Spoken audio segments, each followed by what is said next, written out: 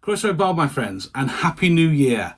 I know I didn't post one after Christmas, but I was away, just enjoying a sort of a week off. I say enjoying, I mean it was anything but restful, but it was a week off.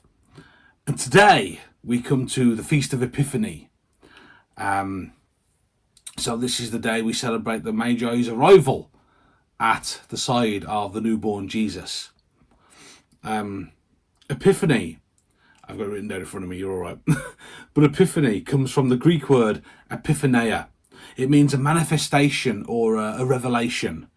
And this festival, it commemorates the visit of the Magi to the newborn Jesus, as we've discussed. But Epiphany, it's also one of those words that we can use in our own lives. Many of us will have had what we call an epiphany at some point. For some, maybe the epiphany is a talent that we discover we have. Maybe it's something we've never tried to do before. Over lockdown, I tried to learn how to crochet. Needless to say, I do not have a talent for needlework. That was the epiphany. The epiphany could be meeting a loved one, a spouse, a friend who will be there forever. Or maybe the epiphany is the moment you give your heart to Jesus. Maybe the epiphany is the moment you realise that you want to be part of something bigger.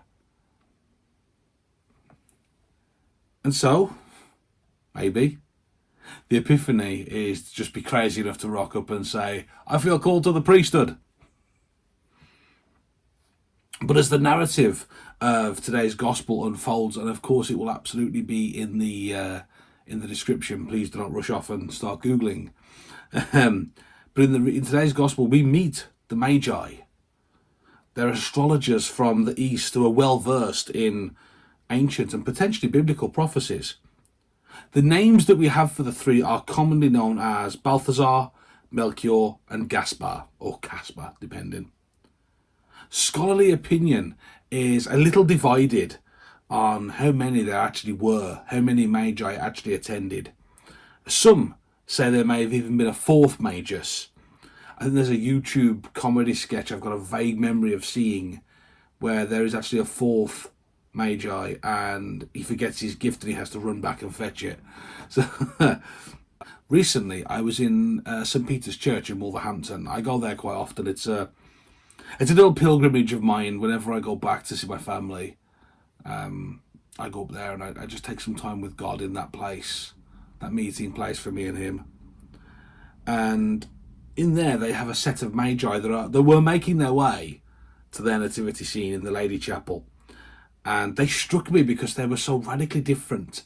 One is an Asian looking male, a potentially sort of Indo-Chinese looking male. The other was quite a Western looking male. He was quite sort of blonde and blue-eyed. He was quite Western.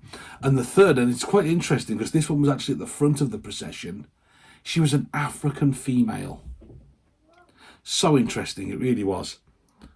But this very image, this very difference shows that just how different the interpretations of the Magi can indeed be. Regardless of their makeup though, their dedication to the study of the stars, it led them on an arduous journey to find the true king, to find the Messiah. And they followed a star. They were led by God's divine light. And that light led them on a massive journey. I know we say these place names like they're some sort of obscure concept, but seriously, they say widely accepted academic theory is that Balthazar was from Ethiopia. Now, male or female, it doesn't matter.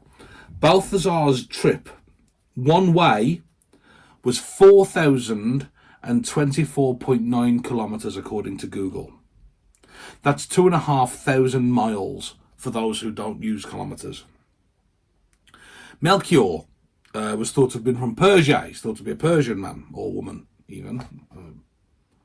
There's a one-way trip there for Melchior of 2,198.9 kilometres, or 1,366 miles. Gaspar is thought to be from India A one-way trip to Bethlehem from India is 4,504 kilometres, or 2,798 miles. Now, in our modern age, in 2023, those distances are staggering using modern travel. Staggering. But in the time of the birth of our Lord, that must have seemed like an entire universe away. And yet, the Magi, they answered this call. They journeyed. Their unwavering pursuit of truth actually got them to put themselves to one side and to follow the star. And that inspires people around them. Whenever I read the story of the Magi, I'm always inspired to ask myself the question, am I seeking the truth in my own life? Am I journeying to meet Jesus in the right way? And am I willing to put in the distance that may be needed? Because if you think about it, the Magi, wherever kingdom they were from, male, female, doesn't matter, they would have been a big fish in their pond, whether they were kings or queens, whether they were astrologers, royal viziers, it doesn't matter. They were a big fish in their respective pond. And what they do is they step out of that. They step out of that security. They step out of that knowledge that they are a big fish in a small pond or a big fish in their respective pond. And what they do is they seek that knowledge, but they seek it with a sincerity. And this is the important thing, my friends. If we seek knowledge and we seek it with a sincerity, if we're willing to commit to the pursuit of knowledge, it means challenging ourselves even as they did. And it also very means stepping out of our comfort zones. So when the Magi arrive in Jerusalem, initially they're led astray by presumption. It's human. They expect to find a king within a palace. It's not unreasonable. And so they go and they see Herod, but realizing their mistake, they go back to the drawing board. They find the star again. They trust the star. They trust God to guide them. That's an absolute allegory for our lives, because oh so often in life, even when we think we're following God, we sometimes end up in a place that's just sort of slightly off. Something maybe doesn't quite feel right. So what do? You and I, we go outside and we look for the star again. We allow ourselves to be led again. And that's exactly what the Magi did. They went out, they found the star, and the star guided them. Didn't guide them to a palace. Didn't guide them to a hall where heroes were feasting. Didn't guide them to a temple where deeply theological and religious questions were being answered. The star guided them to a humble and simple dwelling in Bethlehem. It's here they found Jesus with Mary and Joseph, his earthly parents. This simple, humble setting underscores a very beautiful truth that God's divine presence can be found even in the most ordinary and most unassuming of places. My friends, I have said it before and I will say it again. God uses the ordinary people. God uses the ordinary places to do the most extraordinary things. We see it in the Bible, we see it in our lives. But this humble, this simple setting, it reminds us of the importance of humility and the recognition that quite often God will work through the humblest of circumstances. We cannot overlook those blessings, though, and those divine encounters that exist within our own day-to-day lives. So once the Magi, once they find Jesus, and they bow down, and they worship him, and they offer him the precious gifts that they bought, gifts of gold, which represent Jesus' kingship, his authority here on earth and there in heaven. They offer him frankincense, which is a symbol of worship. It's recognizing Jesus as the incarnation of God, the Almighty. And finally, they give him myrrh, which is a symbol of Jesus' death, of his end of an earthly life upon the cross. But it's also a symbol of resurrection, a symbol of his saving work that's performed up there on that cross. These gestures of adoration, they symbolize such a profound recognition of Jesus' divine status. These gifts are obviously expensive, and such fine gifts were customary tribute to pay a king.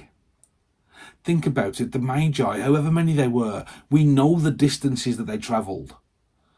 They would have kept these gifts safe. They would have been treasured and borne those massive distances to be handed over to the newborn Messiah. In this free giving, the Magi teach us the significance of sincere worship and the value of offering the very best we have to God. We are called to bring our whole selves to God. It's not always about money. I know that's the first thing people think about when we talk about resources, but it's not always about that. Yes, money is a helpful tool, but that's not the be-all and end-all. Sometimes we honour God by simply giving our time, by giving of our talents, our way of living, by adopting a gospel-centred life, by recognising that all we have is a gift for Him. There's a cartoon I saw years ago and it stuck with me. If I can find it, I'll try and put it in this video. And it's a little stick man, and he's holding like a cartoon love heart, rather, and he says, "It's all I have." And then Jesus is stood opposite him, and Jesus has his hand out, and Jesus said, "It's all I ever wanted." And that was such a beautiful way just to succinctly put the entire message. It's all I have. It's all I ever wanted. You can actually imagine Jesus saying that very freely. Before embarking on their long journey home, the Magi were warned in a dream not to return to King Herod. Now Herod, we know, he sought to harm the infant Jesus. We hear often of Herod's vile temper and his evil deeds during the commemoration of the Holy Innocents. It's a dark moment indeed. It's the first time ever, actually the last year now just gone, that I preached on Holy Innocents. But the divine warning to the Magi, it illustrates the necessity of discerning God's guidance amidst the pressures and influences of a world out there that is mile a minute, as I've said before, but not just out there, in us too, inside our own hearts. The Magi, they choose obedience to God's warning. That exemplifies their power of faith. Remember, they've already stepped out in faith. They've already gone to follow the star, travelling at least, 1,000 miles each at least. We're faced with countless distractions, my friends, that all vie for our attention and they vie for our allegiance. This story, it serves as a reminder to seek God's guidance above all else, to trust His plans even when they defy our own logic, even when that seems to be absolutely crazy. If God puts it upon our hearts, follow it. Never be afraid. Never be afraid to let God lead you, even when you're quite wondering where it is you're going. But my friends, to bring this in, the story of the Magi's journey, it's one of hope. It's one of encouragement. It reminds us that God's light shines even in the darkest of times, that God walks alongside us even on the longest, on the hardest of journeys. My friends, Balthazar, Melchior, Gaspar, I get there in the end. The three of them, they may have been in contact with each other. We don't know. What an interesting thought that is. What if the three of them independently decided to follow a calling? That's absolutely crazy, if that's the case. If the three of them independently followed that calling and happened to meet each other on the road, that is absolute evidence that God never lets us journey alone. We journey on this life together, this pilgrim path. You and I, we're journeying together right now. We journey alongside those people we meet in our congregations, in our churches, in our communities. God never lets us journey alone. Never. And even when we think we're walking alone, I promise you, my friends, he's right there with us. But my friends, if I can leave you with one thought, if there's one thing that you take from this video, if there's nothing, if you've not heard a single word I've said, if you're not interested in a single word I've said, that's fine. But take this away with you. Remember this. What we keep in here, what we maintain within our hearts, what we keep inside of us, it may be all that we have. But my brothers and sisters, it's all he ever wanted. God bless you, my friends, and take care.